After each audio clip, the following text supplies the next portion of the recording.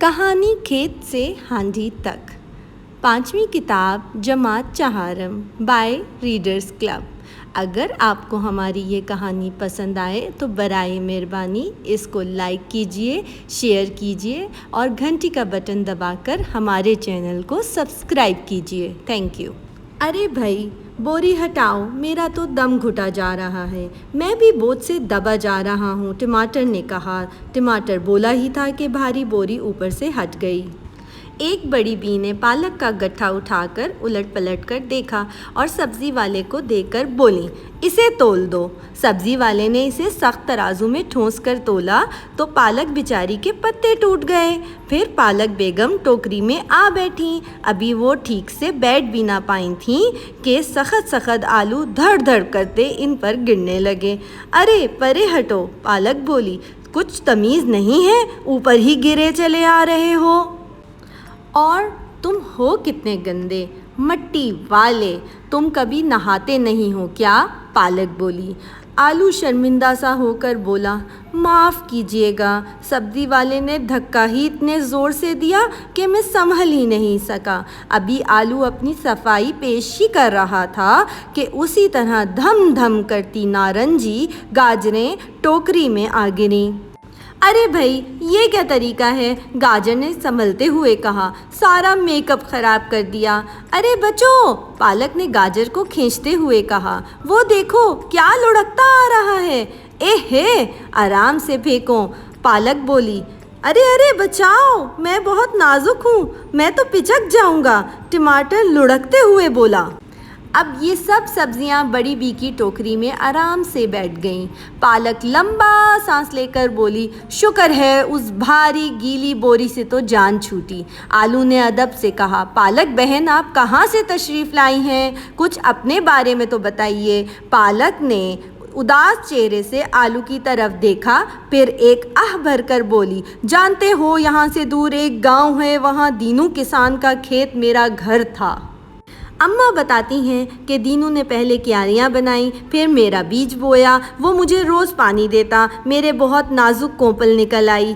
कई बार दीनू की शरीर मुर्गियों ने मुझ पर चोंचे मारने की कोशिश की, मगर दीनू ने इन्हें भगा दिया। फिर मैं बड़ी होती गई, मेरे हरे हरे पत्ते भी बड़े होते गए, मेरे साथ मेरे बहन भाई भी थे। जब हम सब बड़े हो गए तो जाने दीनू किसान को क्या सूझी, हमें जड़ से उखाड़ा और टोकरे में डालकर मंडी में बेच आया।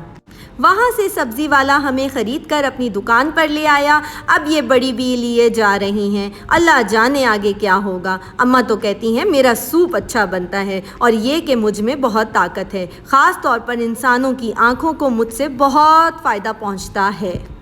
अच्छा आलू मियाँ, तुम बताओ कहाँ के हो?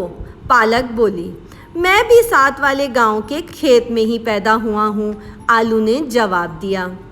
मेरा पौधा कुछ इस तरह का होता है कि ज़मीन के ऊपर सिर्फ हरे हरे पत्ते होते हैं। अगरचे मैं खुद हूँ तो तना, लेकिन ज़मीन के अंदर जड़ों के साथ रहता हूँ। अब्बा कहते हैं कि बच्चे मुझे शौक़ से खाते हैं। मेरा सालन और भुजिया बहुत मज़े की बनती है और मेरे चिप्स तो पूरी दुनिया में मशहूर हैं।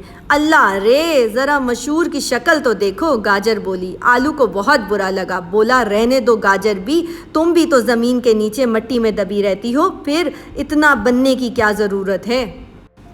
हाँ भाई, मैं तो जड़ हूँ और जड़ तो ज़मीन के नीचे ही होती है, मगर मैं तुम्हारी तरह मट्टी में लत-पत नहीं होती।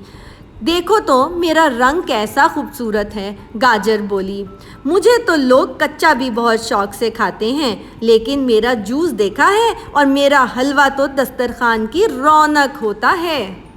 भाई अगर रंग और ख़ूबसूरती की बात हो रही है तो मैं क्या किसी से कम हूँ? टमाटर अपना सब्ज़ हेड ठीक करते हुए बोला, मैं तो तुम सब की तरह सब्ज़ी भी नहीं हूँ, बल्कि फल हूँ। देखो मैं कितना नाजुक हूँ, कैसा सुर्ख और चिकना। लोग मुझे सालन का जायका बढ़ाने के लिए इस्तेमाल करते हैं और मुझे सलाद के तौर पर कच्चा भी खाते हैं। मेरा केचप बड़े बच्चे सब ही पसंद करते हैं। अभी टमाटर बोल ही रहा था कि बड़ी बी की आवाज़ सुनकर सब खामोश हो गए। अरे आज तो मुझे बहुत काम करना है, पालक का सूप बनाना है, आलू की भुजिया पकानी है, गाजर का हलवा और टमाटर का सलाद। लाओ छुरी, मैं अपना काम शुरू करूं। ये कहकर उन्होंने पालक का गड्ढा उठा लिया। بس پھر کیا تھا، بی پالک بولی۔ خدا حافظ ساتھیوں، میں تو چلی ہنڈیا کی طرف اور باقی سب دوست بھی پریشان ہو گئے۔ جی تو پیارے بچوں، یہ اس کہانی میں استعمال ہونے والے کچھ نئے الفاظ ہیں، ان کی پریکٹس کر کے اپنی لغت میں اضافہ کیجئے۔ کہانی کے آخر میں سبزی کے عنوان پر ایک پیاری سی نظم بھی ہے، اس کو پڑھ کر لطف اندوز بھی ہو سکتے ہیں۔ اگر آپ کو ہماری یہ کہانی پسند آئی ہے تو گھنٹی کا بٹن دبا کر ہمارے چینل کو سبسکرائب کیجئے۔